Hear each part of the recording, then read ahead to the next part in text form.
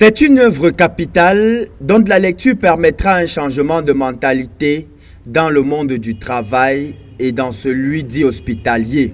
Intitulée L'absentéisme en milieu hospitalier, recherche des déterminants, l'œuvre de la servante du Saint-Cœur de Marie, Eugénie Yvette Ngaebolo, a été dédicacée à l'école de santé catholique de Yaoundé en présence d'éminents invités dont Monseigneur Faustin Mbassanjodo, archevêque de Maroua, pour soutenir une cause noble dont souffrent la plupart des corps de métier.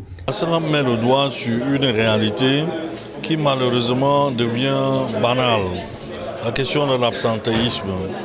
Je crois que nous tous nous savons que très facilement on s'absente, pas seulement de l'hôpital, mais aussi de nombreuses structures où nous sommes. Et comme vous le savez, parfois c'est sans se déclarer. On constate que voilà, il y a un poste qui est vide et c'est très difficile pour ceux qui gèrent des structures de faire avancer avec cette habitude-là. C'est encore plus grand dans des structures délicates, les hôpitaux, mais on peut citer aussi les écoles.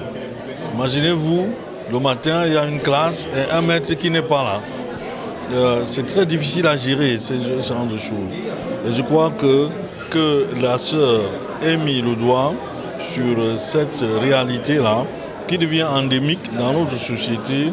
Je crois que c'est très important. L'auteure, elle-même directrice d'une structure hospitalière, parle de son expérience, une expérience vécue depuis de nombreuses années. Essayer d'apporter des solutions drastiques à ce mot qui résonne désormais comme traditionnel est donc un défi pour cette dernière.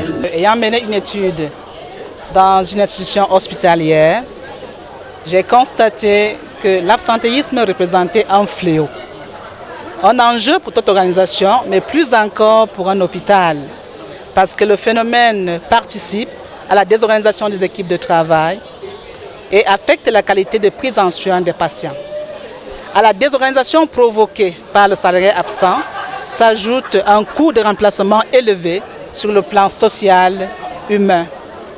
Elle est donc capitale et surtout à lire, car elle relance un débat vieux de plusieurs années sur un problème qui, si l'Afrique en miniature ne souffrait pas, serait peut-être au-dessus de sa moyenne actuelle. Des connaissances qui caractérisent le rêve de cette religieuse qui est de voir changer les mentalités pour l'évolution de ce pays qui lui tient à cœur et l'évolution du monde en général.